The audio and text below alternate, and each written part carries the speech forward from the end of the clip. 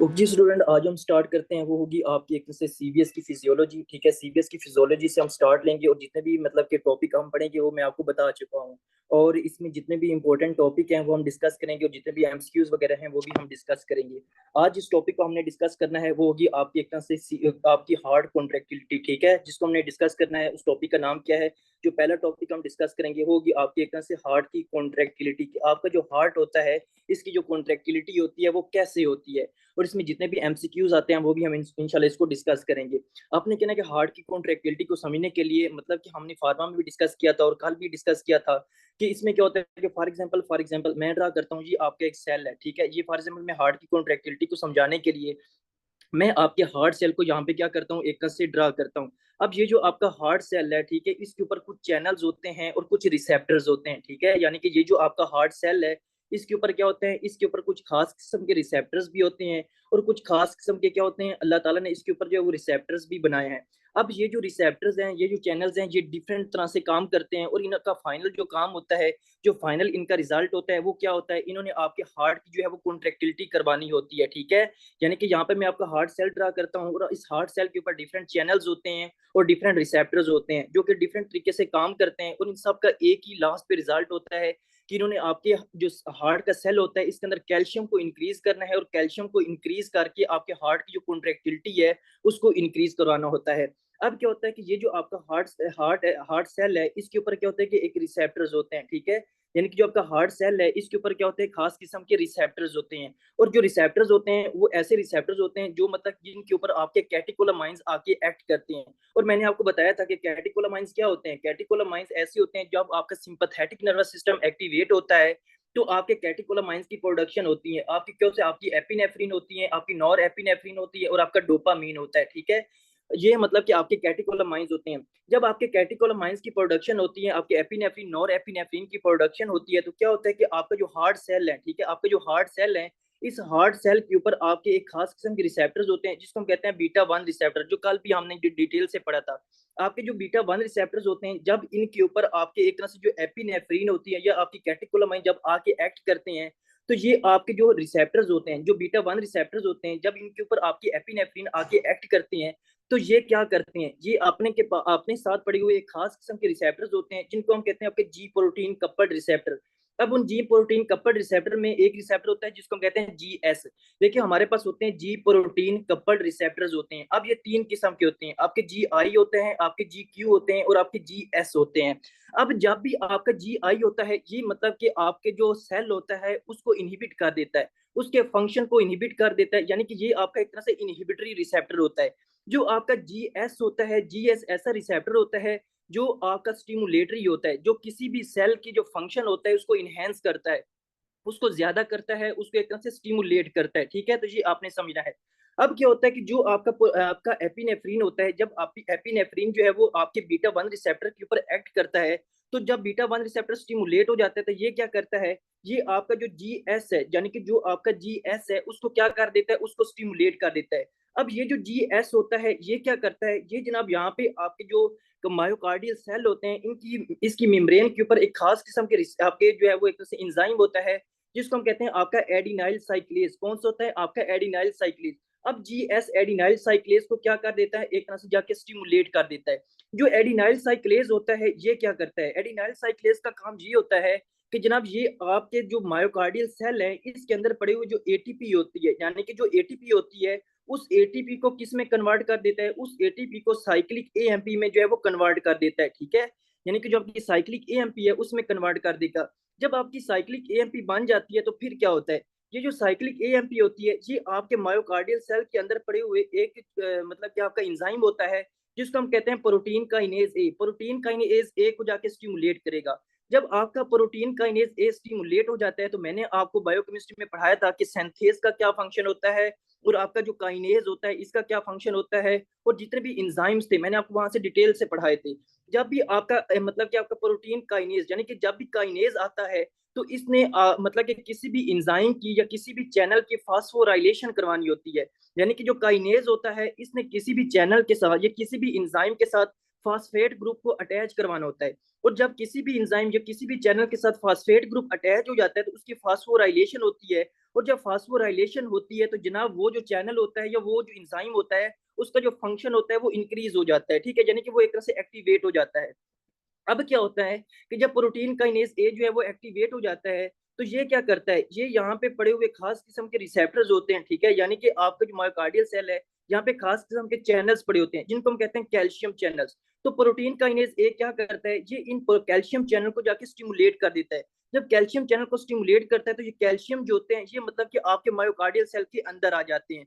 जब कैल्शियम आपके myocardial cell के अंदर आ जाते हैं ना, तो याद रखें, ये जो आपके एक्स्ट्रा सेलुलर मैट्रिक्स है, जो आपके एक्स्ट्रा सेलुलर मैट्रिक्स है, जो कैल्शियम आपके मायोकार्डियल सेल के अंदर आया ना, ये आपके मतलब कि डायरेक्ट कॉन्ट्रैक्टिलिटी नहीं करवाते, यानी कि ये जो है ये डायरेक्ट आपके जो हार्ट के मसल्स हैं या उसकी एक तरह से कॉन्ट्रैक्टिलिटी नहीं करवाते। ये क्या करवाते हैं, ये जब आपके सेल के अंदर आते हैं, ठीक है, आपके मायोकार्डियल सेल के अंदर आते हैं और वहां पे पड़े हुए आपका सार्कोप्लाज्मिक जो रेटिकुलम है, ठीक है, कौन सा आपका सार्कोप्लाज्मिक रेटिकुलम है, उसके पास जाते हैं और जो सार्कोप्लाज्मिक रेटिकुलम होता है उसके अंदर बहुत सारे कैल्शियम्स होते हैं, ठीक है, बहुत सारे कैल्शियम होते हैं। तो ये कैल्शियम, ये आपका जो बाहर से है कैल्शियम, इस सार्कोप्लाज्मिक रेटिकुलम के अंदर पड़े हुए जो कैल्शियम होता है उसको क्या करते हैं, उसको सार्कोप्लाज्मिक रेटिकुलम से बाहर निकालते हैं। ये जो कैल्शियम आपके सार्कोप्लाज्मिक रेटिकुलम से बाहर आ जाएगा, तो ये कैल्शियम क्या करेगा, ये आपके मायोकार्डियल सेल के अंदर ज्यादा हो जाएगा और ये आपकी क्या करवा देगा, ये आपके हार्ट की जो है एक तरह से कॉन्ट्रैक्टिलिटी करवा देगा। क्या करवा देगा, आपके हार्ट की कॉन्ट्रैक्टिलिटी करवा देगा। और जब आपका कैल्शियम आपके सेल के अंदर आता है और सार्कोप्लाज्मिक रेटिकुलम से कैल्शियम को रिलीज करवाता है, तो इसको हम कहते हैं कैल्शियम इंड्यूस्ड कैल्शियम रिलीज। क्या होता है, आपके एक तरह से कैल्शियम इंड्यूस्ड कैल्शियम रिलीज होता है, ठीक है। तो ये आपने कहना है कि जो आपके मायोकार्डियल सेल होते हैं इनकी कॉन्ट्रैक्टिलिटी के लिए जरूरी है कि जो आपका कैल्शियम है वो बाहर से आए और सार्कोप्लाज्मिक रेटिकुलम के अंदर जो कैल्शियम पड़ा है उससे कैल्शियम को रिलीज करवाए और फिर कॉन्ट्रैक्टिलिटी करवाए। इसको हम कहते हैं कैल्शियम इंड्यूस्ड कैल्शियम रिलीज। लेकिन जो आपके स्केलेटल मसल्स होते हैं, स्केलेटल मसल्स के लिए ये जरूरी नहीं है कि उनके लिए बाहर से कैल्शियम आए और फिर वो आपकी कॉन्ट्रैक्टिलिटी करवाए। स्केलेटल मसल के अंदर ही कैल्शियम पड़े होते हैं और वो आपके क्या करते हैं, वो आपके सेल की एक तरह से कॉन्ट्रैक्टिलिटी करवाते हैं, ठीक है। तो ये आपने समझना है। अब क्या होता है कि जो जब आपकी सेल की कॉन्ट्रैक्टिलिटी हो जाती है, इसको मतलब कैल्शियम इंड्यूस कैल्शियम रिलीज करवाते हैं, तो फिर आप जो फार्मा के अंदर हम पढ़ेंगे आपके कैल्शियम चैनल ब्लॉकर होते हैं जिसको हम कहते हैं सीसीबीज होते हैं। अब ये जो कैल्शियम चैनल ब्लॉकर होते हैं ना, ये आपके एक तरह से होते हैं नॉन डाइहाइड्रोपायरिडीन कैल्शियम चैनल ब्लॉकर, जो हम पढ़ेंगे वहां पे। सिंपली आपने समझना है कि जो कैल्शियम चैनल ब्लॉकर होते हैं वो आपके स्केलेटल मसल के ऊपर एक्ट नहीं करते, वो सिर्फ और सिर्फ आपके मायोकार्डियल सेल के ऊपर एक्ट करते हैं। क्योंकि स्केलेटल मसल की कॉन्ट्रैक्टिलिटी के लिए आपके जो स्केलेटल मसल के अंदर जो कैल्शियम पड़ा होता है वो मतलब कि जरूरी होता है, वो मतलब आपकी एक तरह से कॉन्ट्रैक्टिलिटी करवाता है। लेकिन मतलब कि कैल्शियम तो बाहर से नहीं आता, लेकिन जो आपके मायोकार्डियल सेल है उनके लिए मायोकार्डियल सेल की कॉन्ट्रैक्टिलिटी के लिए कैल्शियम बाहर से आता है। तो इसलिए जो कैल्शियम होता है, जो आपके कैल्शियम चैनल ब्लॉकर होते हैं, ठीक है, जिसमें आपका वेरापामिल वगैरह आता है और आपका डिल्टियाजिम आता है, वो इस कैल्शियम चैनल को इनिबिट करते हैं। जब इस कैल्शियम चैनल को इनिबिट करेंगे तो आपका कैल्शियम इंड्यूस्ड कैल्शियम रिलीज नहीं होगा और आपके हार्ट की जो कॉन्ट्रैक्टिलिटी होगी वो भी नहीं होगी, ठीक है। तो ये हम पढ़ेंगे आगे, यहाँ पे कुछ चीजें लिखी हुई है कि कौन कौन से ऐसे फैक्टर होते हैं जो आपकी हार्ट की कॉन्ट्रैक्टिलिटी को कम करवाते हैं। तो ये आपने इस चीज को समझ लेना कि आपके हार्ट की जो कॉन्ट्रैक्टिलिटी होती है वो कैसे होती है। सबसे पहले आपने क्या करना है, आपने कहना है कि जनाब आपके जो हार्ट सेल होते हैं उसके बीटा वन रिसेप्टर होते हैं, बीटा वन रिसेप्टर के ऊपर जब आपकी एपिनेफ्रिन एक्ट करती है तो वो क्या करते हैं, बीटा वन रिसेप्टर स्टिमुलेट हो जाते हैं तो वो जीएस रिसेप्टर को स्टिमुलेट करते हैं। जीएस रिसेप्टर जो होते हैं वो एडिनाइल साइक्लेज को जाके स्टिमुलेट करते हैं। एडिनाइल साइक्लेज एटीपी को साइक्लिक एएमपी में कन्वर्ट करते हैं। जब आपका साइक्लिक एएमपी ज्यादा होते हैं तो वो प्रोटीन काइनेज ए को जाके स्टिमुलेट करते हैं। जब आपका प्रोटीन काइनेज ए एक्टिवेट होता है तो ये आपकी जो कैल्शियम चैनल होता है उसको स्टिमुलेट करवाता है। ये कैल्शियम आपका अंदर आता है और सार्कोप्लाज्मिक रेटिकुलम के अंदर पड़े हुए जो कैल्शियम होता है उसको रिलीज करवाता है। इसको हम कहते हैं कैल्शियम इंड्यूस कैल्शियम रिलीज। और ये जो कैल्शियम होता है ये आपके हार्ट की कॉन्ट्रैक्टिलिटी करवाता है। जो फिर आपने कहना है कि जो आपके कैल्शियम चैनल ब्लॉकर होते हैं वो स्केलेटल मसल के ऊपर एक्ट नहीं करते और सिर्फ उसी मायोकार्डियल सेल के ऊपर एक्ट करते हैं, क्योंकि मायोकार्डियल सेल की कॉन्ट्रैक्टिलिटी के लिए जो आपका एक्स्ट्रा सेलुलर जो कैल्शियम होता है उसका आपके सेल के अंदर आना जरूरी होता है, ठीक है। तो आई होप सो कि आपको यहाँ तक समझ आ चुकी होगी।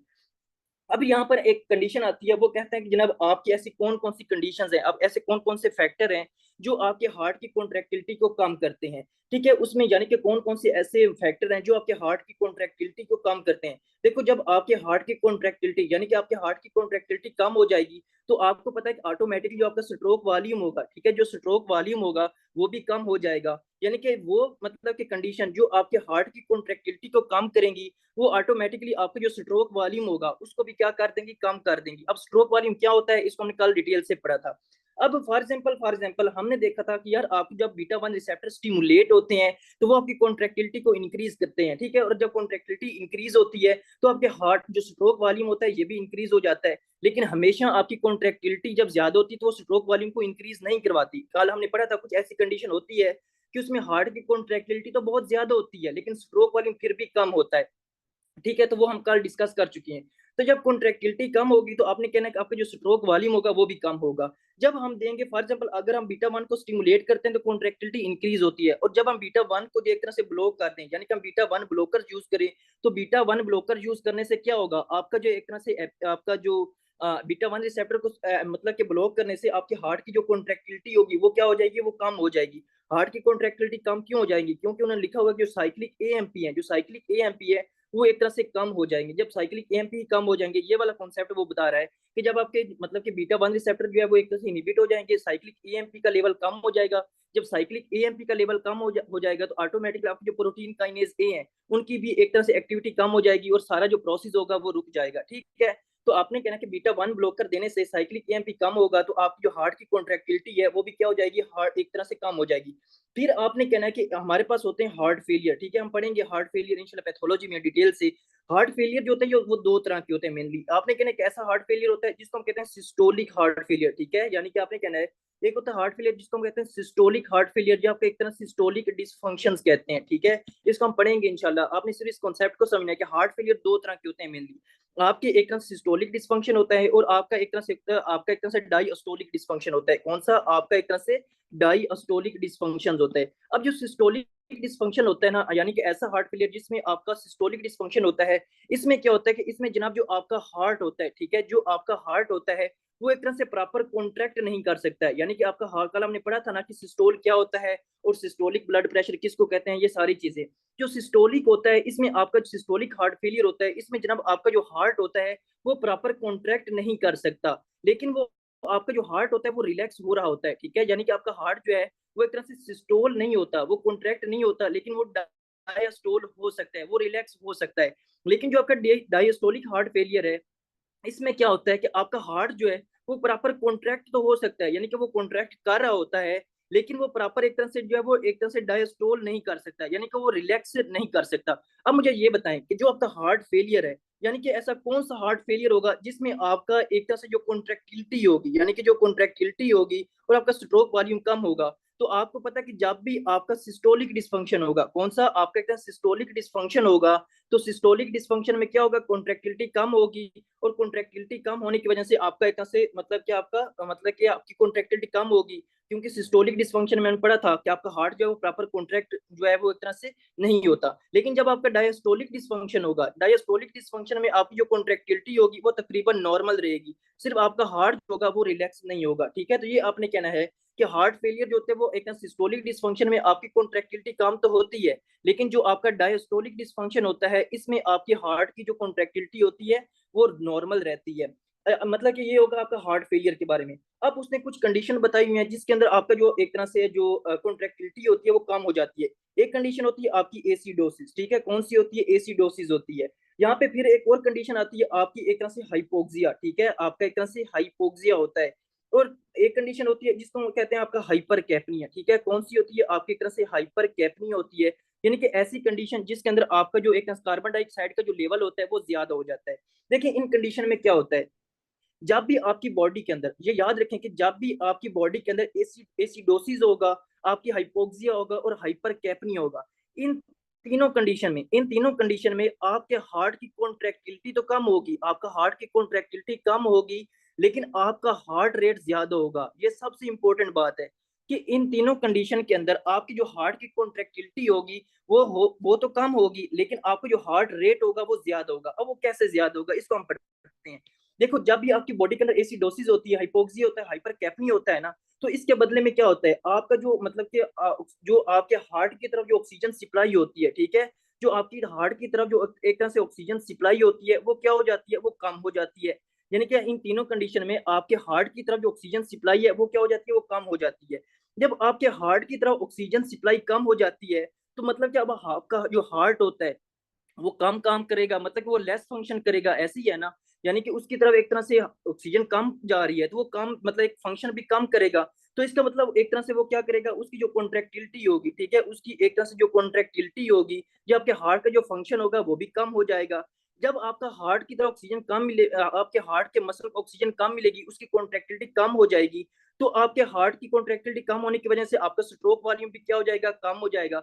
जब आपका स्ट्रोक वॉल्यूम कम हो जाएगा तो फिर क्या होगा कि आपकी पूरी बॉडी को, जो आपकी पूरी बॉडी के जो टिश्यू है, ठीक है, आपकी पूरी बॉडी की जो ऑर्गन है, ठीक है, उनको एक तरह से क्या, आपकी जो ऑक्सीजन है वो भी कम मिलेगी, उनको जो ब्लड सप्लाई है वो भी क्या मिलेगी, कम मिलेगी। जब कल हमने भी मतलब इसको डिस्कस किया था, जब ब्लड सप्लाई कम मिलेगी आपके डिफरेंट ऑर्गन्स को, तो क्या होगा कि वो जनाब आपका एक तरह से आपकी बॉडी के अंदर वो आपके हार्ट को मैसेज देंगे, ठीक है, आपके हार्ट को मैसेज देंगे, यार हमारी तरफ जो है वो ब्लड सप्लाई कम आ रही है, तो आप ऐसा करो, अपनी जो कॉन्ट्रेक्टिलिटी है, मतलब कि अपना जो आपका जो एक तरह से रेट है, अपने रेट को इंक्रीज करवाओ, ताकि हमारी तरफ जो ब्लड सप्लाई है वो ज्यादा से ज्यादा आए।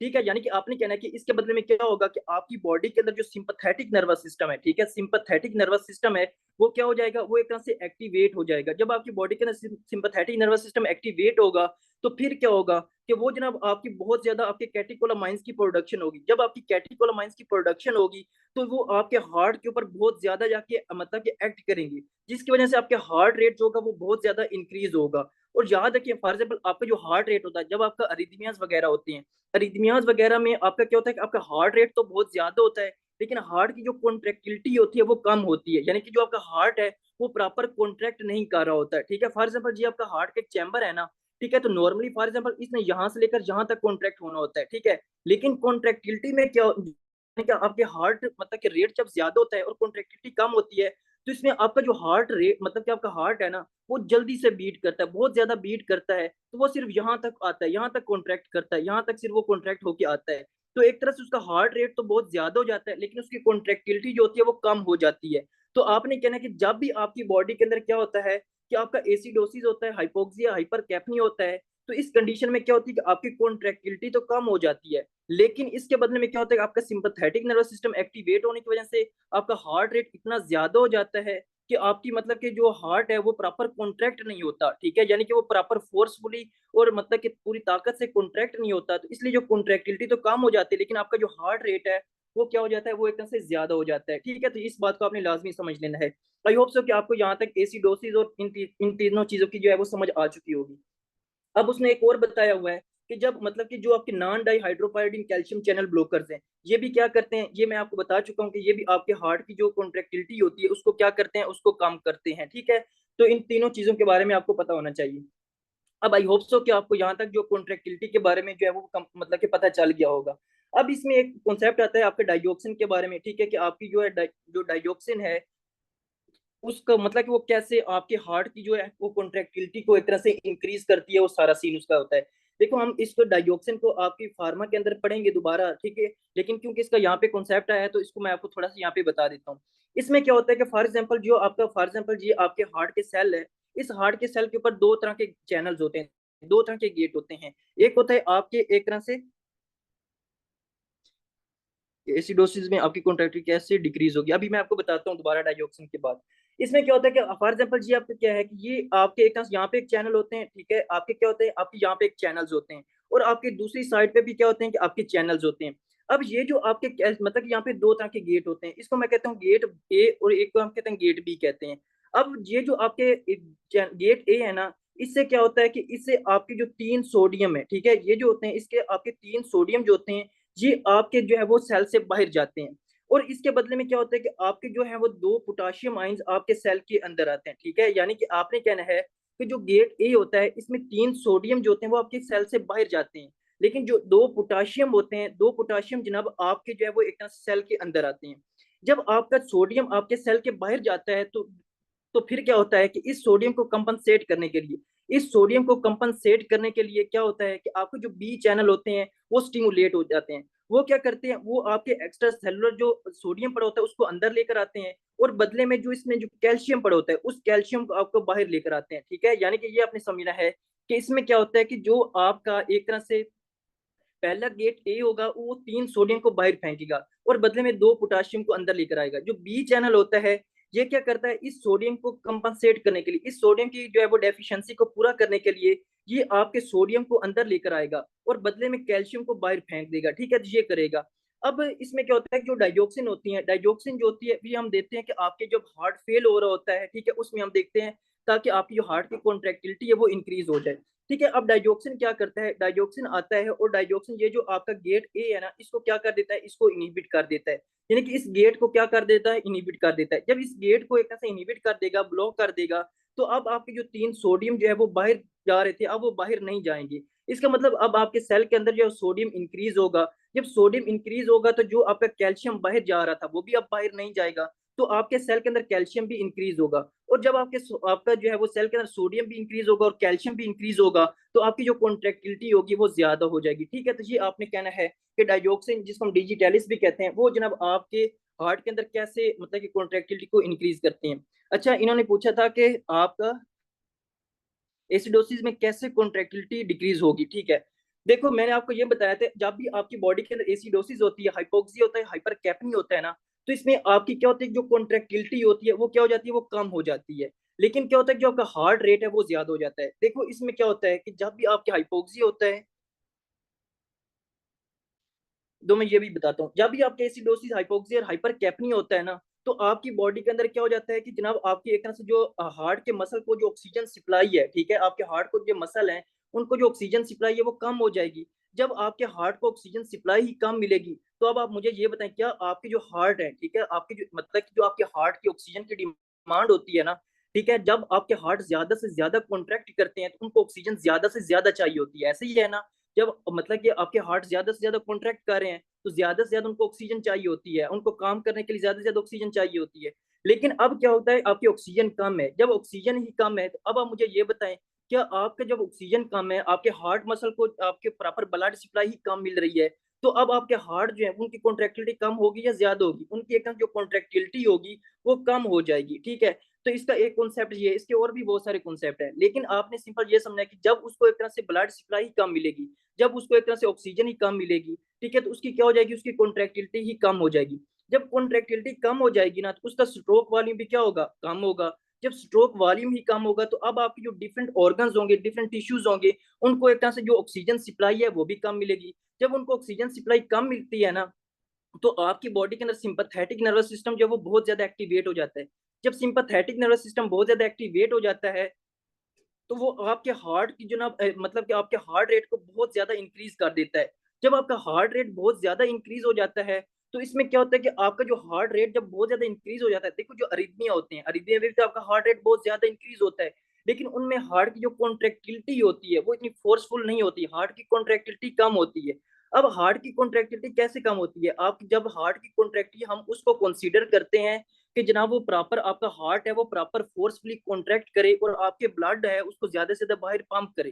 ठीक है, लेकिन इस कंडीशन में क्या होता है कि जो आपका हार्ट रेट है, जो आपका हार्ट है वो बहुत ज्यादा जनाब मतलब कि उसकी मूवमेंट तो इंक्रीज होती है, लेकिन उसकी जो कॉन्ट्रेक्टिलिटी है वो फोर्सफुल नहीं होती। ठीक है, यानी कि जो कॉन्ट्रेक्टिलिटी है वो फोर्सफुल नहीं होती। जिस तरह मैंने आपको बताया कि फॉर एग्जाम्पल जी आपका हार्ट का एक चैम्बर है, नॉर्मली इसने क्या करना होता है, नॉर्मली फॉर एग्जाम्पल इसने जो 50 बीट्स जो है वो मतलब कि उसने मतलब कॉन्ट्रैक्ट होना होता है। फॉर एग्जाम्पल इसने यहाँ से लेकर यहाँ तक आना होता है, कॉन्ट्रैक्ट होकर पूरा इसने स्क्वीज होना होता है।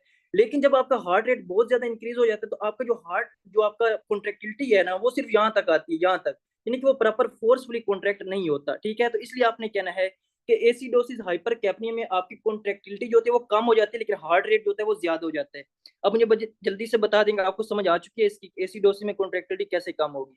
ठीक है, अब इसमें यह है कि इससे तो पोटाशियम भी इंक्रीज हो जाता है बॉडी में। हाँ बिल्कुल ऐसा ही है, इसमें एक कंडीशन आती है जिसको हम कहते हैं हाइपर, आपका जो है वो मतलब कि पोटाशियम का लेवल ज्यादा हो जाता है। ठीक है, आपका जो पोटाशियम हाइपर कैलीमिया हो जाता है। अब हाइपर कैलीमिया वाली जो सिचुएशन होती है वो हम पढ़ेंगे इंशाल्लाह बाद में, इसके जब हम फार्मा पढ़ेंगे उसमें डिटेल से पढ़ेंगे।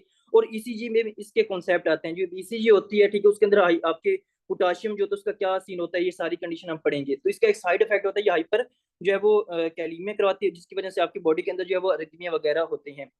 अच्छा, ये था आपका एक तरह से जो है वो कॉन्ट्रेक्टिलिटी के बारे में। अब हम आगे आते हैं और आगे डिस्कस करते हैं। अब आपने जो है वो ओपन कर लेना है आपकी जो कार्डियोवास्कुलर की जो फिजियोलॉजी है, उसके लास्ट पे एक टॉपिक है जिसको हम कहते हैं आपकी कैपिलरी फ्लूइड एक्सचेंज।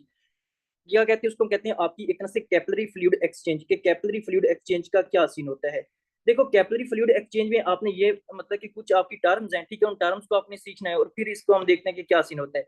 देखो एक हमारे पास होता है आपके एक तरह से हाइड्रोस्टेटिक प्रेशर। क्या होता है? आपका एक तरह से हाइड्रोस्टेटिक प्रेशर होता है, ठीक है, हाइड्रोस्टेटिक प्रेशर होता है। एक हमारे पास होता है आपका एक तरह से ऑन्कोटिक प्रेशर। एक हमारे पास क्या होता है? एक हाइड्रोस्टेटिक प्रेशर होता है और एक हमारे पास होता है आपका एक तरह से ऑन्कोटिक प्रेशर, ठीक है।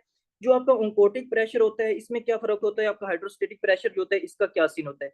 देखो आपने कहना है हाइड्रोस्टेटिक जो प्रेशर होता है जी आपका किसी भी फ्लूइड्स की वजह से जनरेट होता है, ठीक है। जो आपके फ्लूइड होते हैं आपकी बॉडी के अंदर उनकी वजह से जनरेट होता है। और जब भी आपका हाइड्रोस्टेटिक प्रेशर जनरेट होता है तो इसने आपके जो मतलब कि कोई भी फ्लूइड वगैरह है उस इसने अपने से अवे जो होता है उसको जो है वो पुश करना होता है, ठीक है। यानी कि जो हाइड्रोस्टेटिक प्रेशर जब भी जनरेट होगा आपके फ्लूइड की वजह से, तो इसने आपके जो एक तरह से जो चाहे फ्लूइड वगैरह है तो उसको उसको अपने से अवे जो है वो पुश करना होता है। अब इसका क्या मतलब होता है अभी आपको समझ आ जाएगी।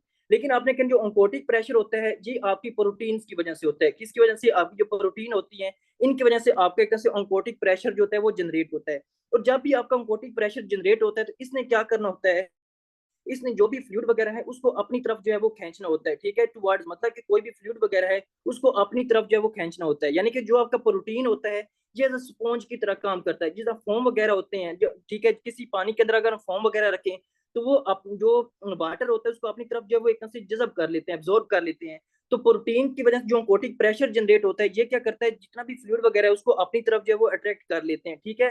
जब उसको अपनी तरफ जब वो खींच लेंगे तो आपका आपके एक तरह से जो फ्लूइड वगैरह है वो वहां चला जाता है, चाहे वो आपका कैपिलरीज के अंदर हो चाहे इंटरस्टिशियल स्पेस के अंदर। सिर्फ अभी तक आपने ये समझे कि हाइड्रोस्टेटिक प्रेशर क्या होता है और ऑन्कोटिक प्रेशर क्या होता है। अब इसमें क्या होता है कि फॉर एग्जांपल जी आपकी क्या है? जी आपकी एक तरह से ब्लड वेसल है, ठीक है, जी आपकी क्या है? आपकी ब्लड वेसल है। और इस ब्लड वेसल के जो है वो बाहर क्या पड़े होते हैं? आपके डिफरेंट सेल्स पड़े होते हैं, ठीक है। आपके क्या होते हैं? डिफरेंट सेल्स होते हैं और इन सेल्स के अंदर क्या होती है कि आपकी एक तरह से इंटरस्टिशियल स्पेस होती है।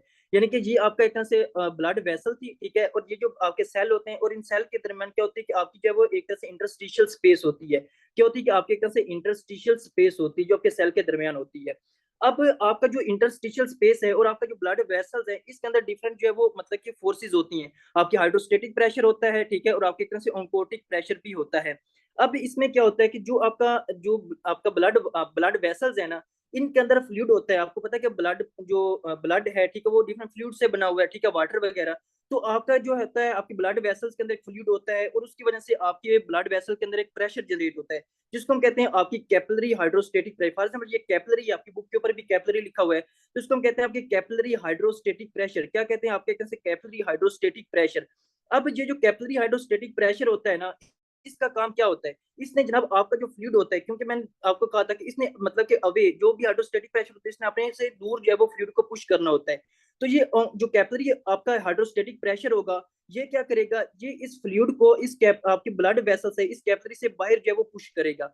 अब सेम इसी तरह जो आपका इस आपकी ब्लड वेसल्स होती हैं इनके अंदर डिफरेंट प्रोटीन्स होते हैं और सबसे इंपॉर्टेंट मतलब कि आपसे पूछते हैं कि जो आपका प्लाज्मा ऑन्कोटिक प्रेशर है ऐसा कौन सा प्रोटीन है जो लीवर से प्रोड्यूस होता है और प्लाज्मा ऑन्कोटिक प्रेशर को मेंटेन रखता है? तो आपने कहना एल्बुमिन, ठीक है। यानी कि जो आपका एल्बुमिन होता है और जब आपका लीवर फेलियर होता है, जब आप मतलब कि पेशेंट आपके पास आते हैं उनका जब आप मतलब कि लीवर सिरोसिस होती है तो उनको एसाइटिस हो जाती है, ठीक है। यहाँ पे मतलब कि आपको पता है कि जब लीवर फेलियर होता है, आपका लीवर सिरोसिस होती है, तो अक्सर आपने देखा होगा पेशेंट क्या हो जाती है? एसाइटिस हो जाती है। एसाइटिस क्या होता है कि जनाब उनके पेट में पानी जो है वो भर जाता है। अब मतलब कि लीवर फेलियर का आपके एसाइटिस का से क्या लेना देना है? यानी कि आपके जो पेट के अंदर जो पानी भर जाता है उससे क्या लेना देना है? उससे यही लेना देना है कि जनाब आपका जब लीवर फेल होता है तो आपका एल्बुमिन की प्रोडक्शन नहीं होती और जब आपके एल्बुमिन की प्रोडक्शन नहीं होती तो क्या होता है कि जो एल्बुमिन होता है ना इसने आपके जो कैपिलरी के अंदर जो ऑन्कोटिक प्रेशर होता है उस ऑन्कोटिक प्रेशर को क्या करना होता है? मेंटेन करके रखना होता है। अब ऑन्कोटिक प्रेशर क्या करता है? इसने किसी भी फ्लूइड को अपनी तरफ खींचना होता है। यानी कि नॉर्मली एल्बुमिन क्या करता है?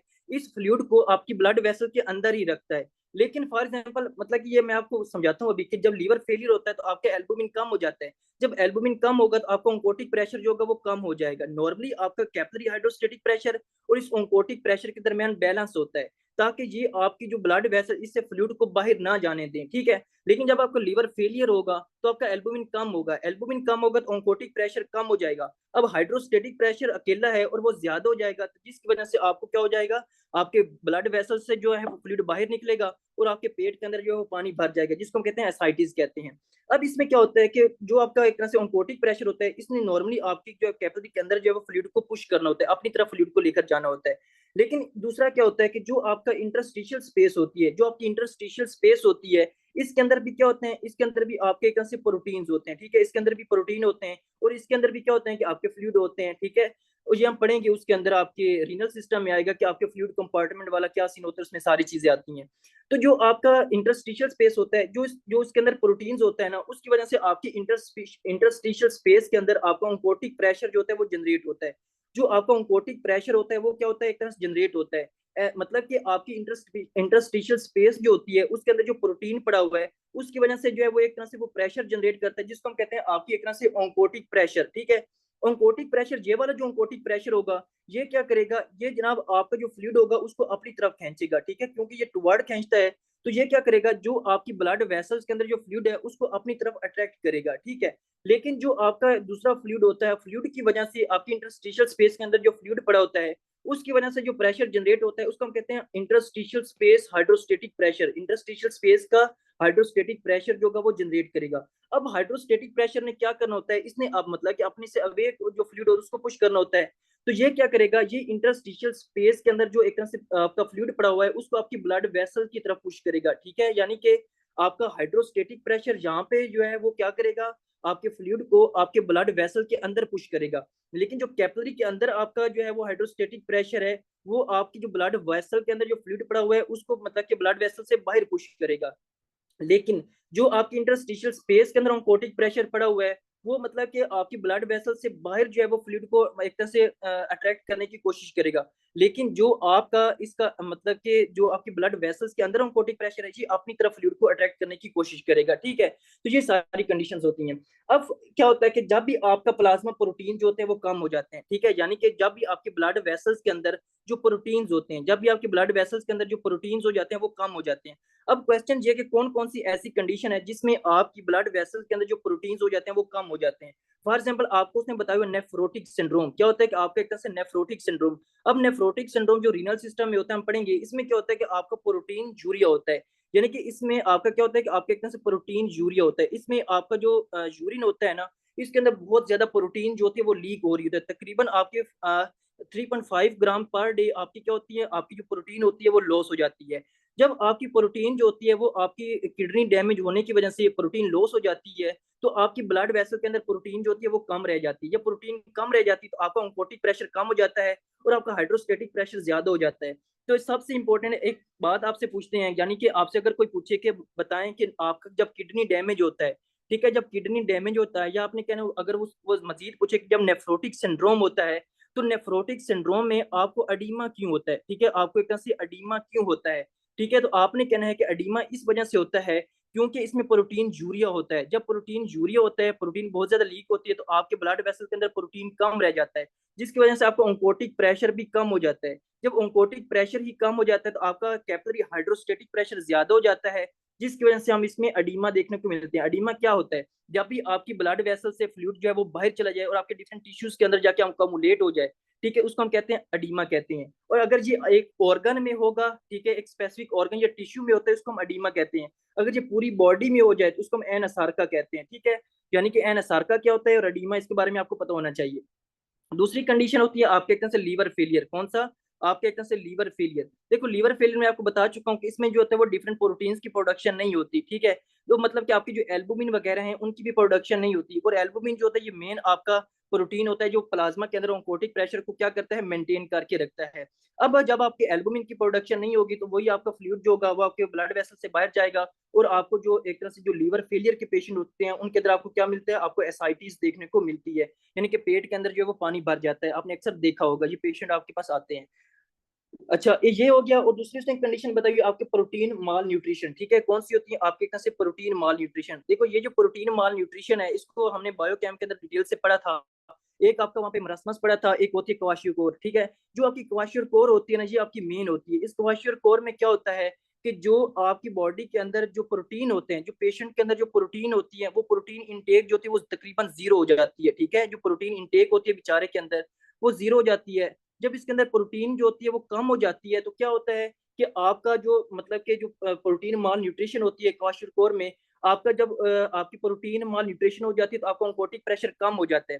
जब ऑन्कोटिक प्रेशर कम हो जाता है तो आपको क्या मिलता है, आपको इस पेशेंट के अंदर एडिमा मिलता है, ठीक है। जब भी मतलब कि जो आपका मरासमस का पेशेंट होता है, मरासमस का जो पेशेंट होता है, इसके अंदर ये बेचारा सिर्फ वीक होता है, लेकिन इसके अंदर जो है वो एब्डोमेन की प्रोट्रूजन नहीं होती, ठीक है। यानी कि इसका जो एब्डोमन होता है वो बाहर की तरफ नहीं निकला होता है, एब्डोमन की प्रोट्रूजन नहीं होती। लेकिन जो क्वाशियोकोर का पेशेंट होता है, इसमें प्रोटीन जो होती है वो इतनी ज्यादा कम हो जाती है ना, इतनी ज्यादा प्रोटीन कम हो जाती है कि इसके अंदर एक तो वो वीक हो जाता है, बेचारा वीक हो जाता है, दूसरा इसके अंदर जो है वो अडीमा हो जाता है, और अडीमा होने की वजह से इसको हम जो है वो एब्डोमिनल प्रोट्रूजन भी देखते हैं, यानी कि उसकी जो बैली होती है, उसका जो पेट होता है वो बाहर की तरफ निकला होता है। तो ये अगर आपने डिफ्रेंशिएट करना हो कि क्वाशियोकोर का पेशेंट कैसे आएगा और मरासमस का पेशेंट कैसे आएगा, तो इसको आपने लाजमी और लाजमी जो है वो नोट करना है। दूसरा एक होता है कि आपका एक तरह से ये तो हमने पढ़ ली कि आपकी जब आपकी प्लाज्मा जो है वो एक तरह से प्रोटीन कम हो जाती है और इसके अंदर प्लाज्मा ऑन्कोटिक प्रेशर कम हो जाता है, तो इससे कौन कौन सी कंडीशन मतलब कि आपकी कैसे अडीमा वगैरह हो सकता है, ठीक है। तो ये सारे आपने मतलब कि नोट करने के कैसे इन कंडीशन के अंदर आपका एक तरह से अडीमा वगैरह हो सकता है। दूसरा आपका क्या होता है कि जब आपका हार्ट फेलियर होता है, ठीक है, आपका क्या होता है जब आपका हार्ट फेलियर होता है ना, तो हार्ट फेलियर में क्या होता है कि आपकी पूरी बॉडी के अंदर जो फ्लूइड होता है, ठीक है, फ्लूइड जो होता है वो अकोमोडेट हो जाता है, ठीक है, क्योंकि हमने कल पढ़ा था कि आपका तकरीबन जो है वो 5 लीटर जो होता है वो कार्डिक आउटपुट होता है, ठीक है, ये सारी कंडीशन। अब आपका जब हार्ट फेलियर होगा तो आपका हार्ट जो है वो प्रॉपर कॉन्ट्रैक्ट नहीं कर सकेगा। जब हार्ट कॉन्ट्रैक्ट नहीं कर सकेगा तो एक तो उसकी तरफ जो फ्लूइड जो है वो मतलब कि बैक भी नहीं आएगा, और वो अपने में से जो फ्लूइड होगा उसको आगे भी मतलब कि पुश नहीं कर सकेगा। तो इसमें क्या होता है कि फॉर एग्जाम्पल अगर हम इसको सिंपल ये समझे कि क्योंकि आपका ये आपका लेफ्ट वेंट्रिकल है, ठीक है, ये आपका लेफ्ट वेंट्रिकल है, और आपका क्या होता है ऊपर से आपकी क्या आती है, आपकी पल्मोनरी वेन्स आती हैं, और इसके ऊपर क्या होता है कि आपके कैसे लंग्स होते हैं, ठीक है, आपके क्या होते हैं, ऊपर लंग्स होते हैं। अब फॉर एग्जाम्पल जब आपका हार्ट फेल होता है तो इसमें हम अगर कंसीडर करें आपके लेफ्ट वेंट्रिकल्स को, तो लेफ्ट वेंट्रिकल्स ही प्रॉपर कॉन्ट्रैक्ट नहीं कर सकेंगे। जब आपके लेफ्ट वेंट्रिकल्स प्रॉपर कॉन्ट्रैक्ट नहीं कर सकेंगे तो क्या होगा कि आपका ये जो फ्लूइड होगा, ठीक है, ये वापस आपकी पल्मोनरी वेन्स के अंदर जाएगा, किसके अंदर, पल्मोनरी वेन्स के अंदर जाएगा। और जब पल्मोनरी वेन्स के अंदर जाएगा तो ये आपके जो आपकी ब्लड वेसल्स है, ठीक है, यानी कि जो आपकी पल्मोनरी वेन्स के बाद आपकी क्या आता है, ठीक है, आपकी पल्मोनरी कैपिलरीज आती है ना, ठीक है, आपकी क्या आती है, पल्मोनरी कैपिलरीज आती है, क्योंकि आपके आर्टरीज होती हैं, आर्टरीज आगे आर्टेरियोल्स में जाती हैं, फिर आपके कैपिलरीज आते हैं, फिर आपके वेन्यूल्स और वेन्स वगैरह आती हैं, ठीक है। तो ये होता है ना। तो क्या होता है कि जब आपकी फॉर एग्जाम्पल ये लेफ्ट वेंट्रिकल अब जो है वो कॉन्ट्रैक्ट करना फेल हो चुका है, तो जो फ्लूइड होगा वो वापस आपकी पल्मोनरी वेन्स में जाएगा, यही जो फ्लूइड होगा ये आपकी फिर वापस आपकी पल्मोनरी कैपिलरीज में जाएगा। और जब आपका फ्लूइड आपकी पल्मोनरी कैपिलरीज में जाएगा, फॉर एग्जाम्पल ये आपका क्या है, ये आपकी पल्मोनरी कैपिलरीज है, ठीक है, जब इनके अंदर बहुत ज्यादा यानी कि हार्ट फेलियर की वजह से जब इनके अंदर बहुत ज्यादा फ्लूइड अकोमुलेट हो जाएगा, जब बहुत ज्यादा फ्लूइड अकोमुलेट हो जाएगा तो क्या होगा कि आपका जो हाइड्रोस्टेटिक प्रेशर है, ठीक है, जो कैपिलरी के अंदर जो हाइड्रोस्टेटिक प्रेशर है, हाइड्रोस्टेटिक प्रेशर जो होता है वो बहुत ज्यादा हो जाएगा as compared to capillary oncotic pressure, ठीक है। अब यहाँ पे ये क्यों बता रहा हूँ, क्योंकि ये आपके पास एमसीक्यूज आता है कि आपका हार्ट फेलियर के अंदर, आपका जो हार्ट फेलियर है, हार्ट फेलियर के अंदर हम जो है वो पल्मोनरी एडिमा क्यों देखते हैं, हार्ट फेलियर के अंदर हम पल्मोनरी एडिमा क्यों देखते हैं, इसका आंसर मतलब कि क्या है, ठीक है। तो आपने कहना है जब आपका हार्ट फेलियर होता है तो आपके क्या होता है कि आपकी जो पल्मोनरी कैपिलरीज हैं, ठीक है, उनके अंदर फ्लूइड बहुत ज्यादा हो जाता है। जब फ्लूइड बहुत ज्यादा हो जाता है तो ये पल्मोनरी कैपिलरीज ही पूछा जाता है कि पल्मोनरी कैपिलरीज के अंदर ही जब आपका फ्लूइड बहुत ज्यादा होता है तो पल्मोनरी कैपिलरीज का हाइड्रोस्टेटिक प्रेशर बहुत ज्यादा हो जाता है, और जो आपका ऑन्कोटिक प्रेशर होता है वो आपके हाइड्रोस्टेटिक प्रेशर की निस्बत कम हो जाता है। तो आपका जो पल्मोनरी कैपिलरी हाइड्रोस्टेटिक प्रेशर जब बहुत ज्यादा इंक्रीज हो जाता है, इससे फ्लूइड जो होता है वो बाहर लीक आउट कर जाता है। जब आपका फ्लूइड आपके जो लंग के टिश्यू होते हैं वहां पे अकोमुलेट हो जाते हैं, उसको कहते हैं पल्मोनरी एडिमा। क्या कहते हैं, पल्मोनरी एडिमा। तो अगर आपसे कोई पूछे या कोई मतलब कि क्वेश्चन वगैरह आए कि मतलब कि जो आपका हार्ट फेलियर होता है उसमें हम एक तरह से पल्मोनरी एडिमा क्यों देखते हैं, तो आपने कहना कि इसमें जो आपका पल्मोनरी कैपिलरी हाइड्रोस्टेटिक प्रेशर होता है वो बहुत ज्यादा हो जाता है। जब पल्मोनरी कैपिलरी हाइड्रोस्टेटिक प्रेशर बहुत ज्यादा हो जाता है तो इसकी वजह से हम क्या देखते हैं, इसकी वजह से हम पल्मोनरी एडिमा देखते हैं, ठीक है। तो ये सारी चीजें आपको पता होना चाहिए। अब मुझे जल्दी से बता दें कि यहाँ तक आपको क्लियर है, यानी कि आपका जो है वो कैपिलरी फ्लूइड एक्सचेंज क्या होता है और ये सारी कंडीशंस।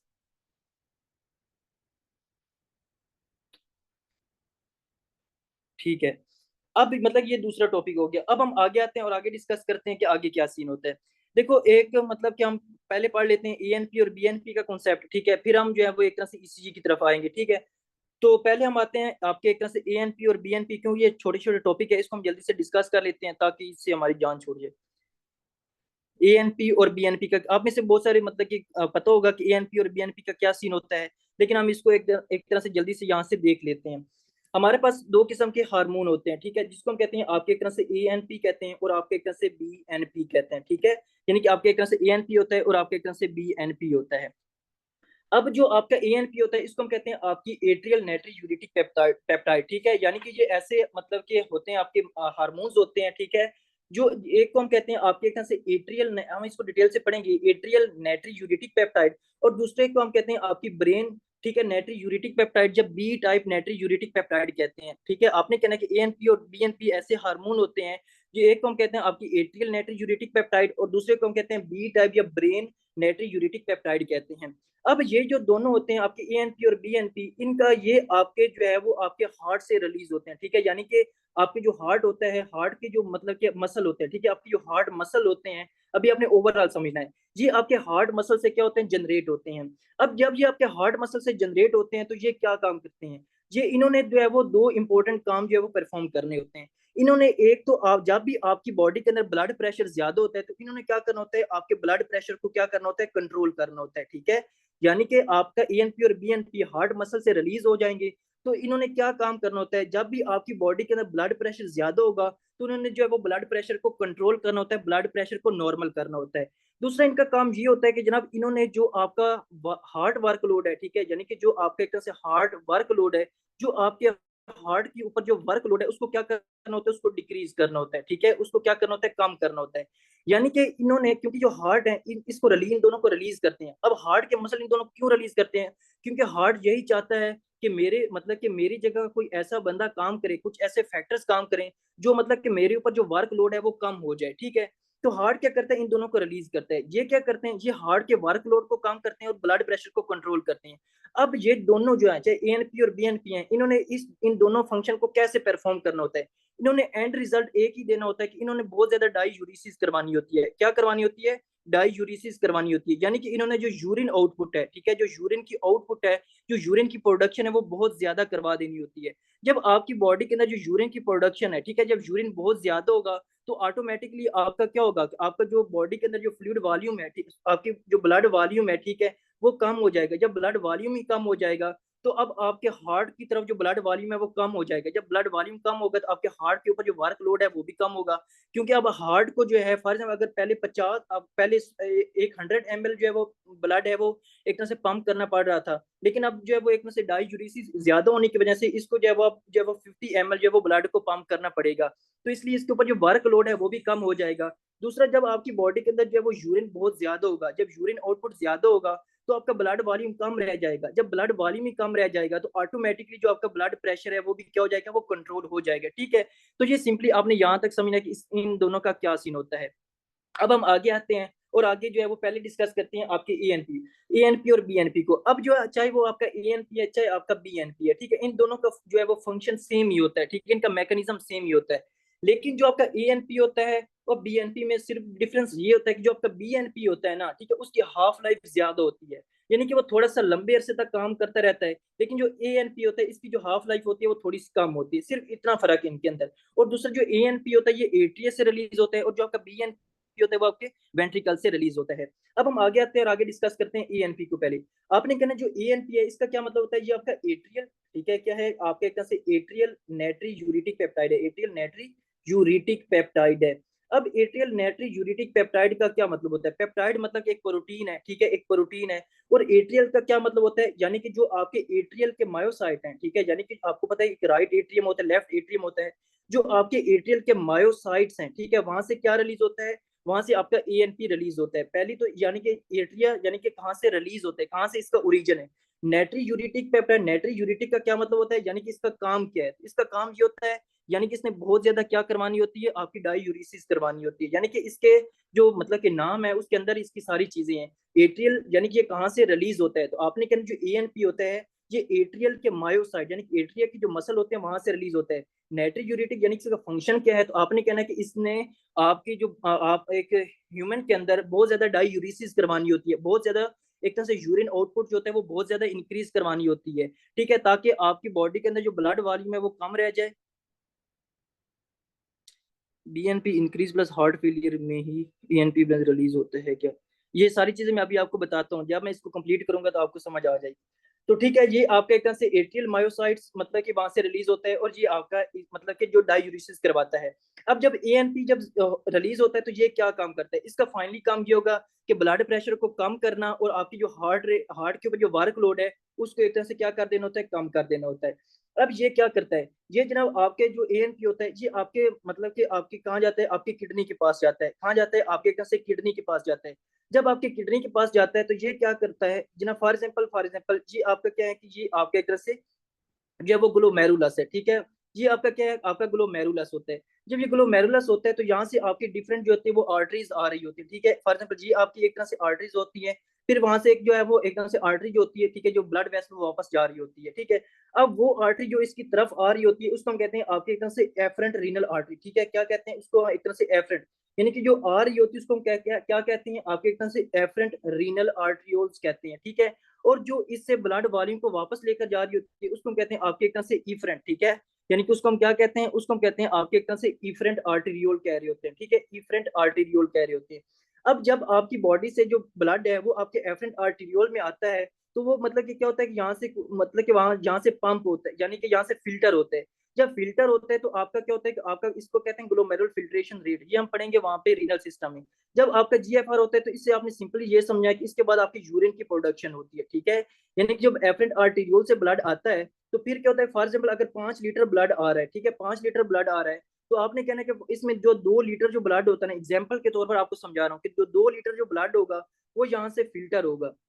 जब 2 लीटर ब्लड फिल्टर होगा तो आपका क्या होगा कि आपके इस 2 लीटर ब्लड के कुछ जो है वो दोबारा से रीअब्जॉर्प्शन हो जाएगी आपके फ्लूइड की, कुछ से आपकी क्या हो जाएगी, आपकी यूरिन की प्रोडक्शन हो जाएगी। और जो बाकी का जो 3 लीटर ब्लड होगा वो वापस आपके इफरेंट आर्टीरियोल के थ्रू कहाँ चले जाएगा, वापस आपकी बॉडी के अंदर चला जाएगा। अब क्या होता है कि जो आपका एएनपी होता है ना, इसने क्या करवाना होता है, एएनपी ने आपके एक तरह से डायूरिसिस करवानी होती है। ये क्या करेगा, जो आपके इफरेंट आर्टीरियोल होंगे, ठीक है, जो आपके इफरेंट आर्टीरियोल होंगे उनको क्या करवाएगा, उनको एक तरह से कॉन्स्ट्रिक्ट करवाएगा, ठीक है, उनको बहुत ज्यादा कॉन्स्ट्रिक्ट करवाएगा। दूसरा ये क्या करवाएगा, ये जो आपके एफरेंट आर्टीरियोल है उनको एक तरह से बहुत ज्यादा डायलेट करवाएगा, ठीक है। यानी कि इनको बहुत ज्यादा डायलेट करवाएगा, इनको इनको एक तरह से बहुत ज्यादा रिलैक्स करवाएगा। लेकिन जो आपके इफरेंट आर्टीरियोल है उनको क्या करवाएगा, उनको बहुत ज्यादा कॉन्ट्रैक्ट करवाएगा। तो इससे क्या होगा कि आपकी जो किडनी है उसकी तरफ ब्लड वॉल्यूम बहुत ज्यादा आएगा।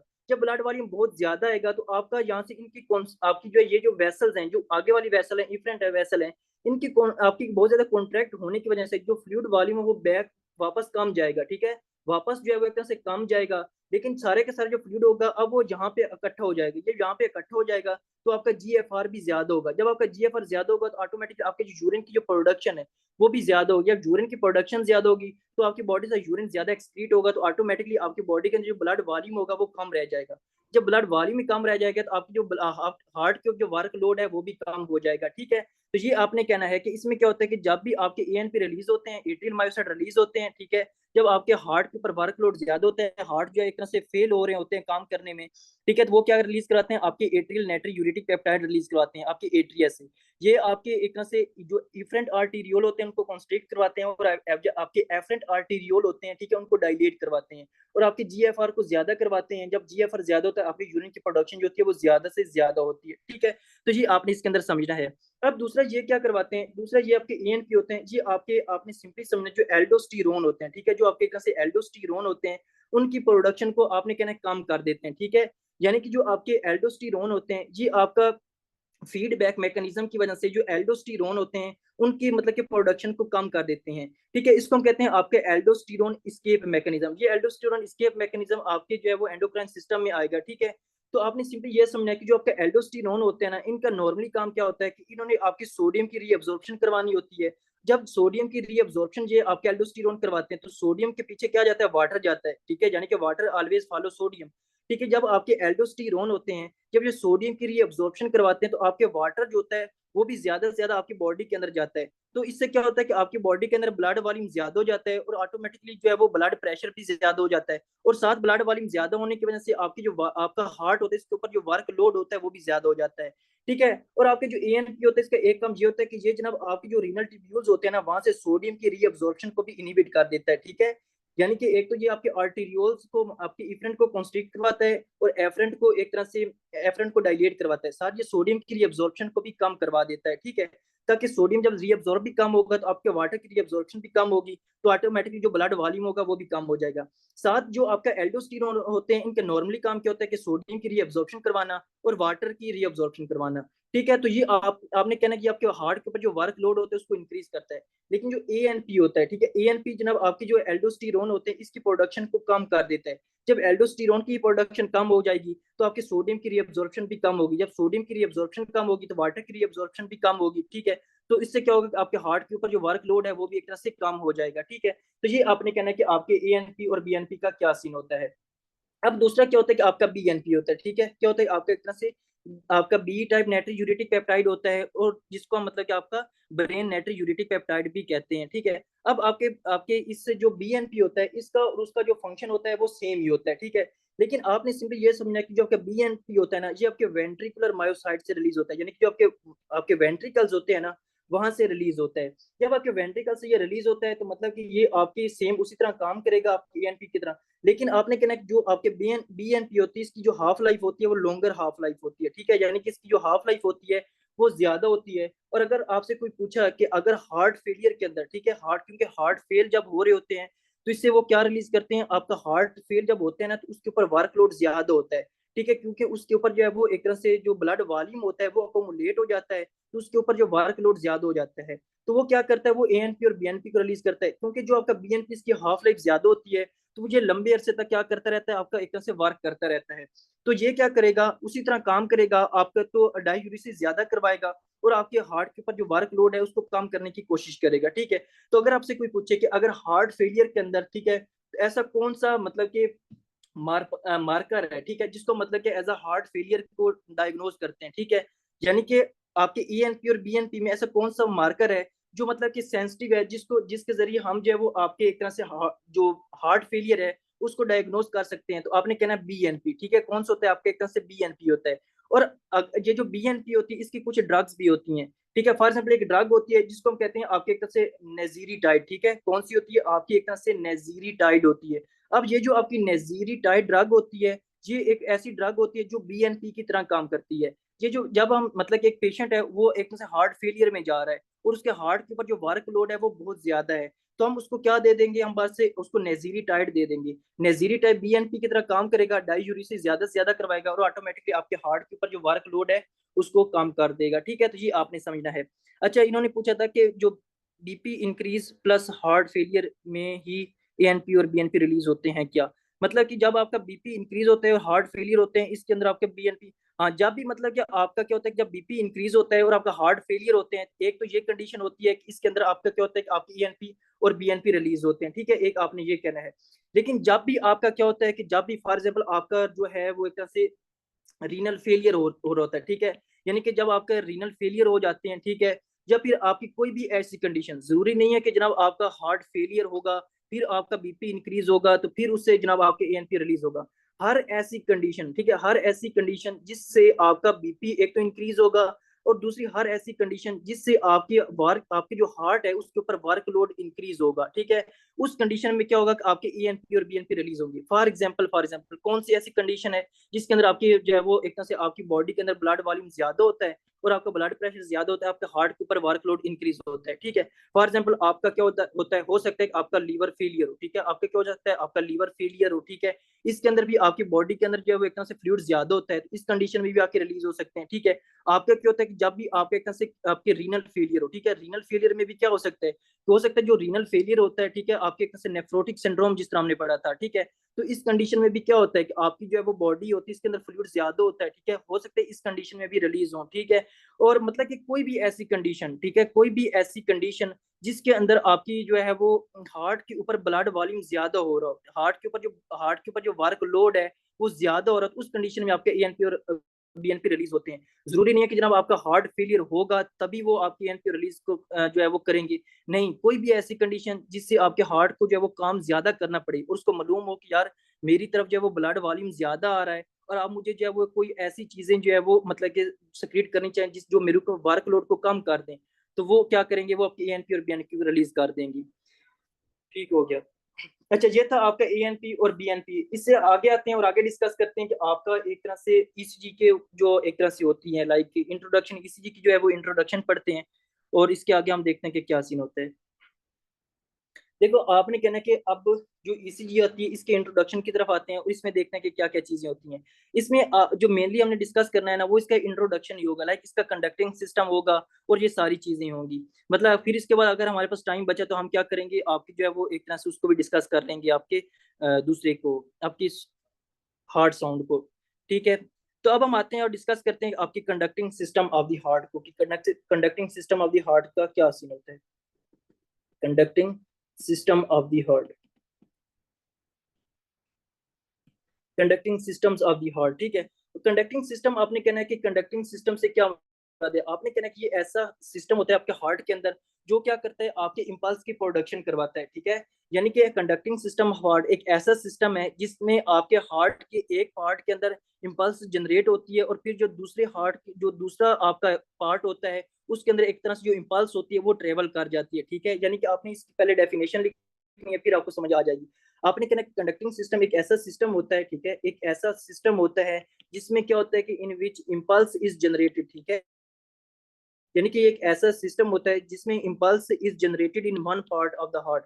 ये आपके जो हार्ट होता है इसके वन पार्ट में क्या एक हिस्से में क्या हो जाती है, एक इम्पल्स जनरेट हो जाए होती है और फिर यही जो इम्पल्स होती है ये दूसरे पार्ट में ट्रेवल कर जाती है and conduct to the other part of the heart, and conduct to the other part of the heart.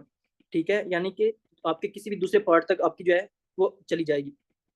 आपने कहना कंडक्टिंग सिस्टम ना हार्ट से क्या मुराद है, ऐसा सिस्टम जिसमें आपके हार्ट के एक हिस्से में एक पार्ट में जो वो इम्पल्स जनरेट हो और फिर यही जो इम्पल्स होती है वो किसी दूसरे पार्ट के हार्ट के किसी दूसरे पार्ट में एक तरह से जो है वो कंडक्ट कर दी जाए, तो इस सिस्टम को कहते हैं conducting system. A system in which the impulse is generated in one part of the heart and conduct into an other part of the heart is called conducting system. अब जहाँ पे एक इंपॉर्टेंट एमसीक्यूज आता है कि आपका जो conducting system है इसकी लोकेशन कहाँ पे है। ठीक है। यानी कि आपके हार्ट के अंदर आपका जो एक तरह से कंडक्टिंग सिस्टम है इसकी लोकेशन कहाँ पे है। तो हमने पढ़ा था कि क्या होता है कि आपका एक तरह से तीन लेयर्स होती हैं। ठीक है। आपकी हमने पढ़ा सबसे अंदर वाली जो लेयर होती है उसमें क्या होती है कि आपकी एक तरह से एंडोकार्डियम होती है। ठीक है। जो आपकी एंडोकार्डियम होती है ना, ठीक है, इस एंडोकार्डियम के नीचे एक और लेयर होती है। ठीक है। जिसको हम कहते हैं आपकी सब एंडोकार्डियम। ठीक है। क्या कहते हैं, आपके तरह से सब एंडोकार्डियम कहते हैं। ठीक है।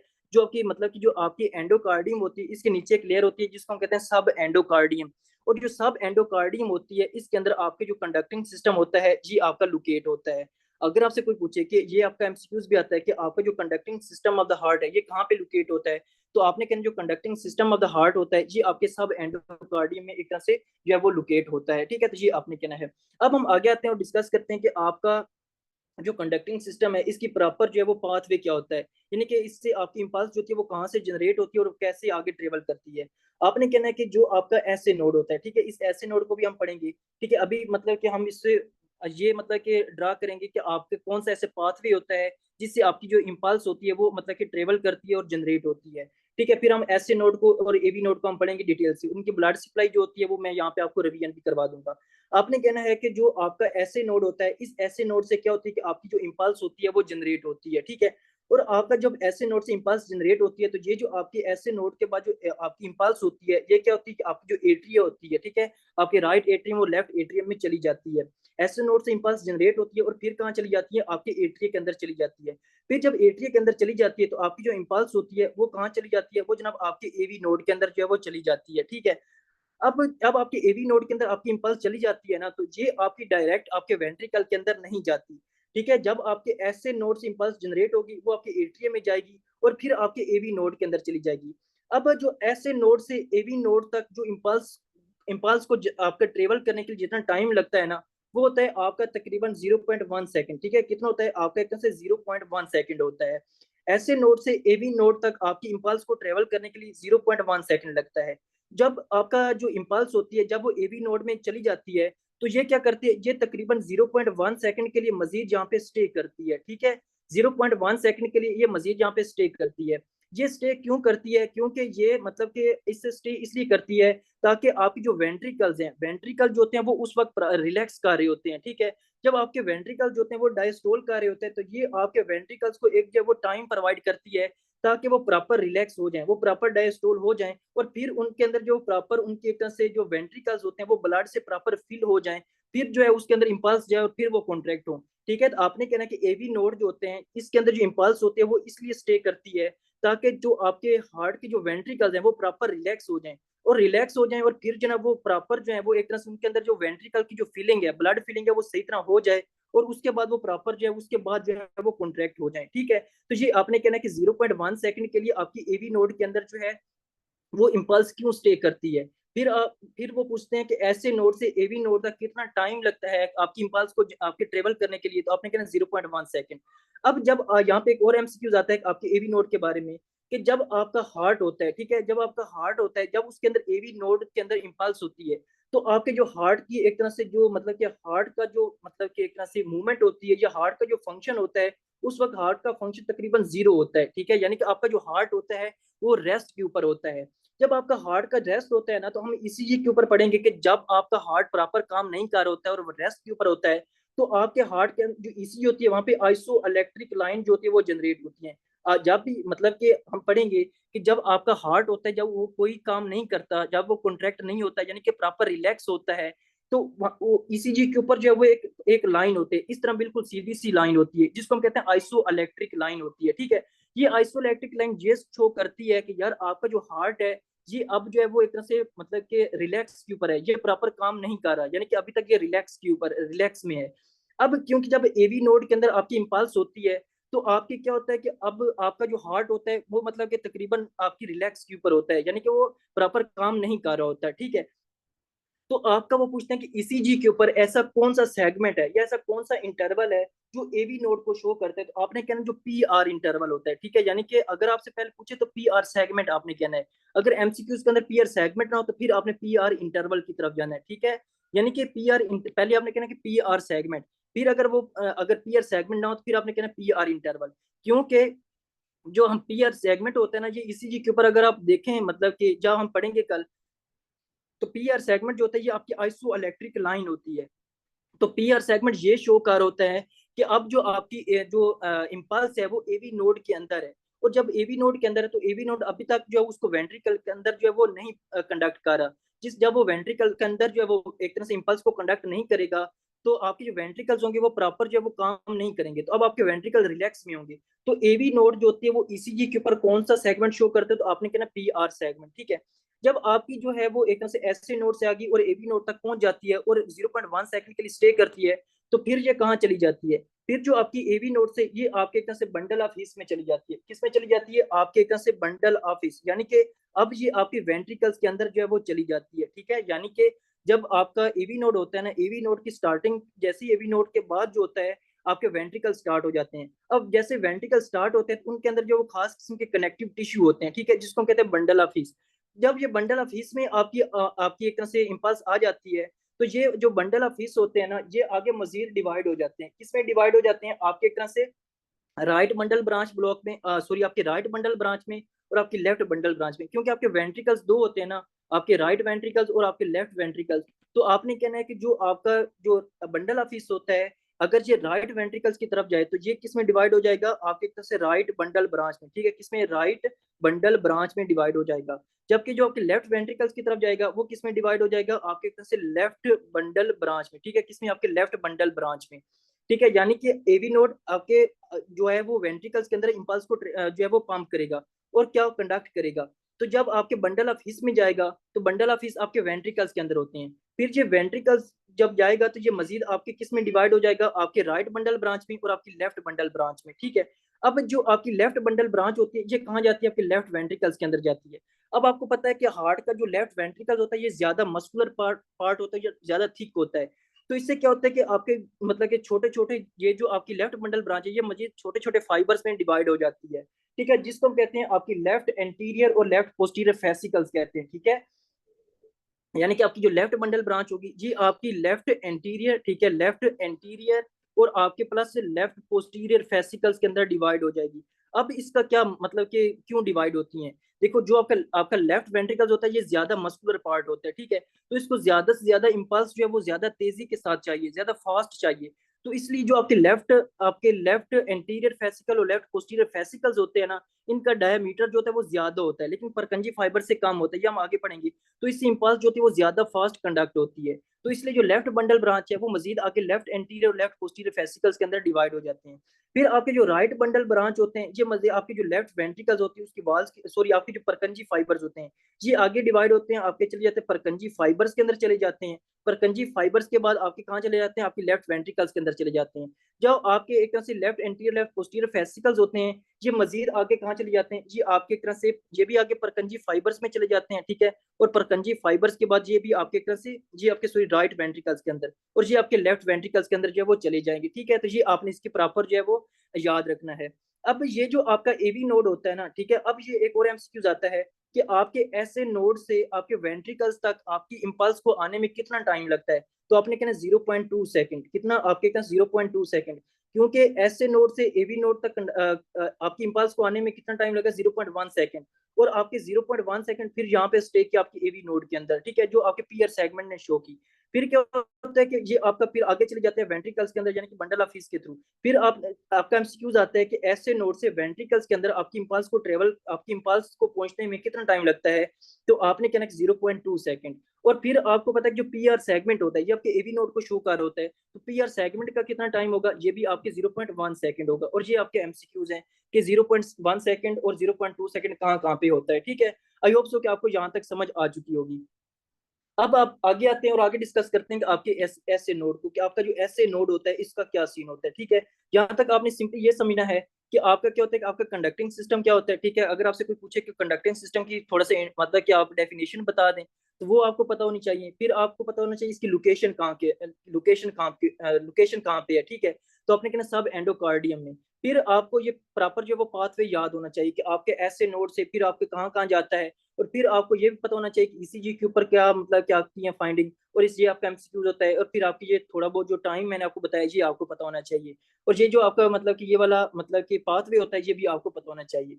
अब आते हैं ऐसे नोड को देखते हैं इसका क्या सीन होता है। सबसे पहले एक इंपॉर्टेंट एमसीक्यूज आता है कि आपकी जो ऐसे नोड होता है इसकी लोकेशन कहाँ पे होती है। तो आपने कहना कि जो आपका ऐसे नोड होता है ना ये होता है जब आपका सुपीरियर ऐसा पॉइंट जहाँ पे आपका सुपीरियर वेना केवा ओपन हो रहा होता है, ठीक है। सुपीरियर वेना केवा ओपन हो रहा होता है और सुपीरियर वेना केवा कहाँ पे ओपन होता है? आपके राइट एट्रियम में। तो आपने कहना कि जो आपका ऐसे नोड होता है it is located at the junction of, ठीक है, it is located at the junction of superior vena cava opening and right atrium. यानी कि राइट एट्रियम और आपके superior vena cava opening in दोनों के दरमियान जो पॉइंट होता है वहां पे आपका ऐसे नोड जो होता है वो पड़ा होता है। वहां पे आपके ऐसे नोड की जो है वो एक तरह से मतलब कि एक जो है वो लोकेशन होती है। अब मैंने आपको बताया था कि जो आपके राइट वेंट्रिकल होते हैं, राइट वेंट्रिकल्स होते हैं आपके मॉडरेटर बैंड होते हैं, ठीक है। क्या होते हैं आपके से मॉडरेटर बैंड होते हैं। अब जो मॉडरेटर बैंड होते हैं ये कहाँ पे होते हैं? आपके राइट वेंट्रिकल्स में, ठीक है।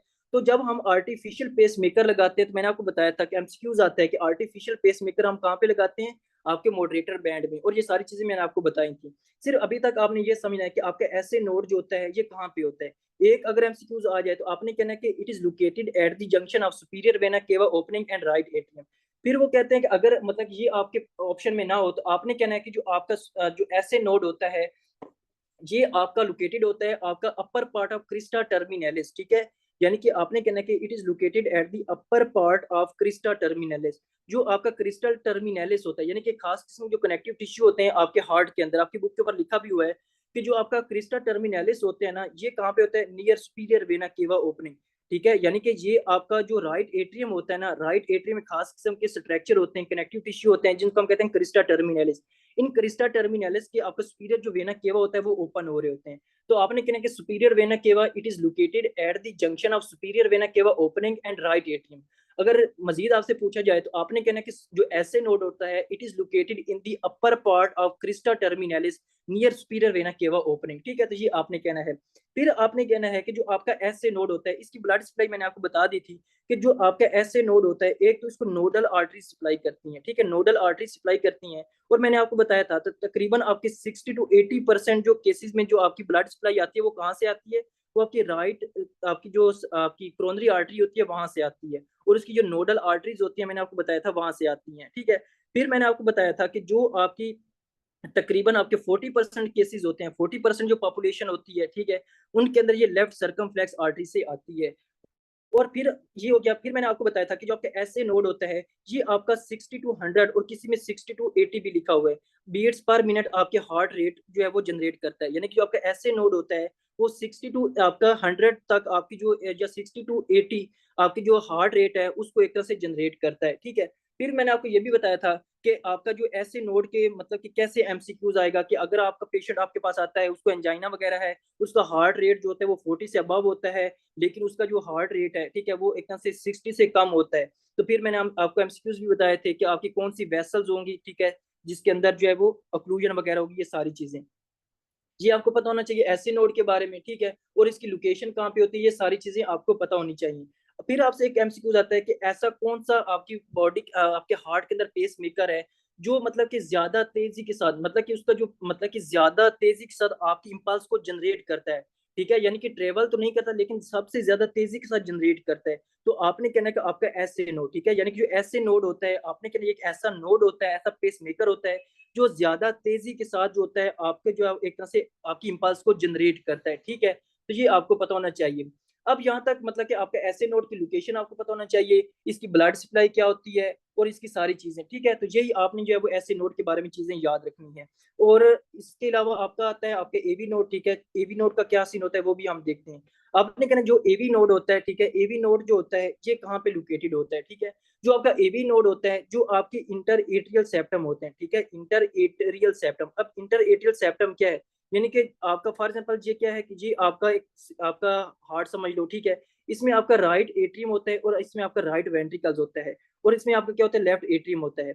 जो आपका राइट एट्रियम और लेफ्ट एट्रियम होता है इसके दरमियान जो इंटर एट्रियल सेप्टम होता है, ठीक है, ये आपका यहाँ पे होता है, यहाँ पे आपकी जो हार्ट होता है इसकी यहाँ पे लोकेशन होती है, ठीक है। आपका एवी नोड की जो लोकेशन होती है वो आपके इंटर एट्रियल सेप्टम में होती है और नियर क्रोनरी साइनस ओपनिंग, ठीक है, यानी कि inter atrial septum near coronary sinus opening. अब क्रोनरी साइनस क्या है, यानी कि क्रोनरी साइनस ऐसी आपकी जो है आपके हार्ट के अंदर जो है वो साइनस होती है जिसके अंदर आपकी जो हार्ट की जो वेनस ड्रेनेज होता है वो वापस इसी में आता है। लाइक हमने ब्लड सप्लाई पढ़ी थी, उसकी एक वेनस सप्लाई होती है, और आपकी जो ब्लड की आपकी हार्ट की जो वेनस सप्लाई होती है, जो वापस जो वेनस ब्लड आता है ना, वो आपकी क्रोनरी साइनस में आता है। जब वो क्रोनरी साइनस में आता है तो क्रोनरी साइनस इसको जो है वो राइट एट्रियम में जो है वो फेंक देता है। राइट एट्रियम के बाद ये जो ब्लड होता है आपका कहाँ जाता है, लेफ्ट वेंट आपका राइट वेंट्रिकल्स में आता है। राइट वेंट्रिकल्स के बाद जो होता है ये इस तरह आपकी जो है वो सर्कुलेट करता है। एवी नोड कहाँ पे होता है, आपने कहना इंटर एट्रियल सेप्टम में होता है और कोरोनरी साइनस ओपनिंग में होता है। कोरोनरी साइनस ओपनिंग कहाँ होती है, आपने कहना है